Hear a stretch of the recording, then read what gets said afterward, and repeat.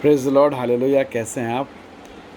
आशा करता हूं कि आप प्रभु में बहुत आनंदित होंगे। आज के सुबह प्रभु आप सबको बहुत आशीष दे। मेरा नाम पास्टर शिमोन पतरस है और मैं आपका स्वागत करता हूं परमेश्वर के अनुग्रह में, परमेश्वर की उपस्थिति में। आप प्रभु के लोगों, आज के मनन के लिए हम अपने ध्यान को केंद्रित करें अय्यूब की किताब उसके 38 अध्याय पर।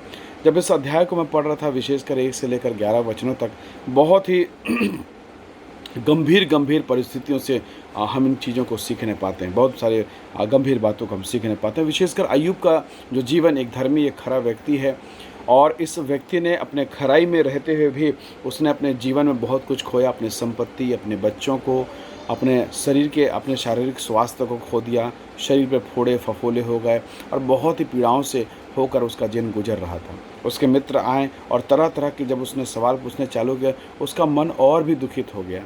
प्रभु के लोगों, आपने अय्यूब की किताब में उसके विशेषकर 3 अध्याय उसके 20 पद में आपने देखा होगा, यहाँ लिखा है, दुखियों को उजियाला और उदास मन वालों को जीवन क्यों दिया जाता है। बाद में यही पूछता है, मुझ में बल ही क्या है कि मैं आशा रखूं। 6 अध्याय और वचन 11 में। और वो फिर कहता है विशेषकर 10 के 3 में, क्या तुझे अंधेर करना भला लगता है।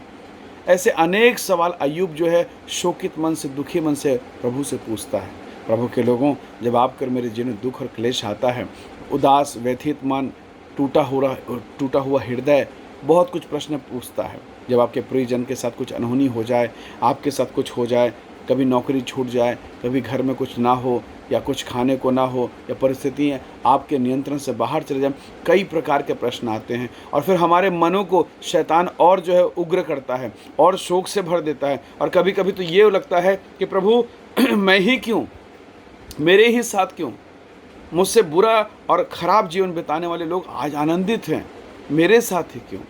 प्रभु के लोगों, परमेश्वर के लोगों, लेकिन जब आप परमेश्वर के वचन को पढ़ते जाएंगे, जब अय्यूब की किताब को पढ़ते जाएंगे, आपको दिखाई देगा, आपको पता चलेगा कि परमेश्वर पहले से ही अय्यूब के लिए एक अद्भुत योजना बना के रखा था।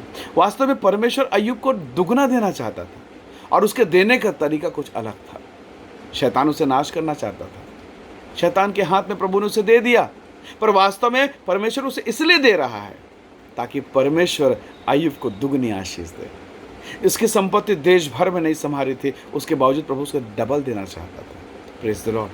प्रभु के बेटे और बेटियों, कई बार जब दुख और तकलीफ आता है मेरे और आपके जीवन में, हमारे हृदय शोक से भर जाता है और हम कहते हैं कि प्रभु मैं ही क्यों, मेरे साथ क्यों ऐसा हुआ प्रभु जी। जब हमारे प्रियजन हमें छोड़कर चले जाते हैं, जब नौकरियां चली जाती हैं, जब तकलीफें आती तो मन में विचार आता मैं ही क्यों। वास्तव में आपका परमेश्वर जानता है। जो डालियां, जो पेड़ फलते नहीं हैं, प्रभु उसे काट डालता है, और जो फलता है उसे काटता तो नहीं है पर छांटता जरूर है ताकि वो और फले। प्रभु यदि आपको इन दिनों छांट रहा है, प्रभु के लोगों, प्रभु का धन्यवाद कीजिए, क्योंकि आपको वो और फलवंत होना देना चाहता है। परमेश्वर अपने अनुग्रह के कैंची के द्वारा अय्यूब के जीवन को छांट रहा था। अय्यूब अब दुगने में आ गया है और तब वो मुंह के बल गिरकर उसकी आराधना करता है।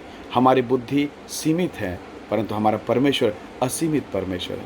क्यों ना आज की सुबह हम प्रभु का धन्यवाद करें। कई बार जब विभिन्न प्रकार से हमारे हृदय में प्रश्न पर प्रश्न रहता है, हम परमेश्वर की योजना को समझ नहीं पाते हैं। आज सारे प्रश्नों को किनारा करें और प्रभु से कहें, प्रभु तू जो मेरे लिए करता है वो सबसे बेहतर करता है।